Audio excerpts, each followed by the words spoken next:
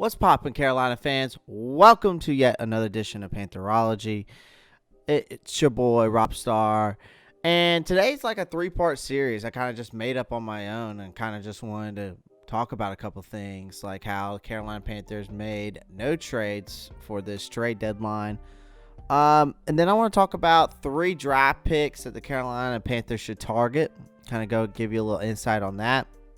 And then I'm going to give you the rest of the season schedule prediction that I made for myself and to give to y'all.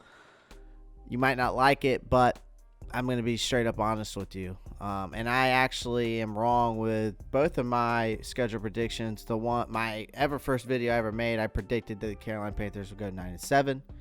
And then right before the season, I predicted the Carolina Panthers would go 7-9. And now I'm starting to back off just a little bit on both of those predictions, unfortunately. But it's my opinion, and hope y'all enjoy.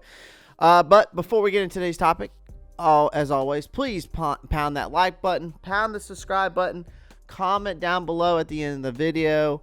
Let me know what you think. And let's just dive into writing this bad boy. So the first topic is, obviously, the Carolina Panthers made no trade today, because the NFL trading deadline has officially come and gone, as teams had until 4 p.m. today to make any last-minute moves for the remainder of the season.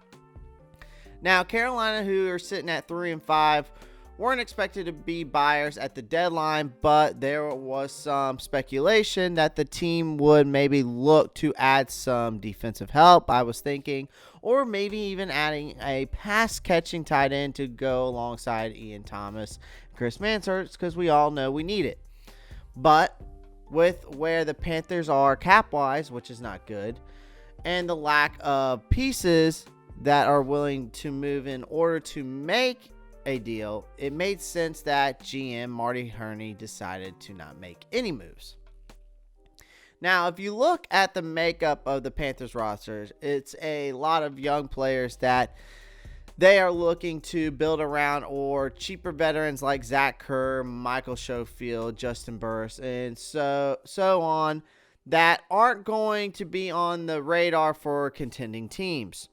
So that narrows it down to giving away draft picks, which is something you don't necessarily want to start doing when trying to rebuild a franchise.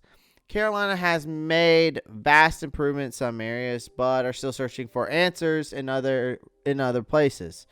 Hurney and the Panthers will have more flexibility this offseason in free agency, which will help, and will likely have a top 10 or top 15 pick in the NFL draft. I know what you're thinking, but why not a little 2021 NFL draft talk at midpoint of the season? The Carolina Panthers currently, like I said, are sitting at 3-5 and are in midst of a 3-game losing streak with the Kansas City Chiefs and the Tampa Bay Buccaneers on deck. There's a strong chance that 2 weeks from now, the Panthers will be probably 3-7 and will be in the conversation for a top 10 pick. Who will the Panthers target in the first round of the 2021 draft? Let's take a look at a few options, all right, that I put down here. So tight end Kyle Pitts out of Florida University. Let's face it, guys. Chris Mansertz is a blocking tight end, and Ian Thomas is not the answer for the Panthers moving forward. Now, it may be a bit of a stretch to take a tight end in the first round, but who knows? Maybe the Panthers feel that Pitts can be a game changer and help take this offense to the next level. He is without a doubt the best tight end in the 2021 draft class. But is he worth using a first round pick on if you're Matt Rule? Now, statistically, he has 22 receptions, 355 yards, and 7 touchdowns in just 4 games. So, solid tight end. Next player, linebacker Dylan Moses out of Alabama. Carolina has had some struggles at linebacker this season, particularly with its depth behind Shaq Thompson and Tahir Whitehead. There's not very many guys you feel comfortable with entering the game. Not to mention, Whitehead has been a bit of a disappointment through the first half of the season. Dylan Moses is a perfect plug and a play type of guy. Wherever he ends up, he's going to play immediately and should make an impact. Defensive coordinator Phil Snow needs some help in the second level, and getting a guy like Moses to pair with Thompson would be a terrific start to a rebuilding that defense. Statistically, he has 46 tackles, 5 tackles for a loss, and 1 sack and 1 interception, and that's in 6 games. Pretty solid. Next, cornerback Shaun Wade out of Ohio State. Now, as we've seen over the last 2 weeks, the Panthers have virtually no depth at corner. Rasul Douglas was placed on the COVID IR list, and Eli Apple was released prior to last Thursday game versus Atlanta. But we do get Rasul Douglas back from the COVID. This left Phil Snow with Stanley Thomas Oliver III, Troy Pride Jr., Corn Elder, and a banged-up Dante Jackson. When Rasul Douglas has not been on the field, the Panthers secondary has been absolutely awful.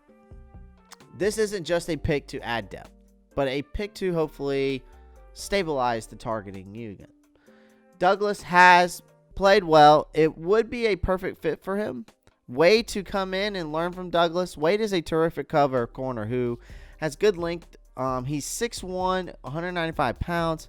He can run step for step with some of the best receivers in the country.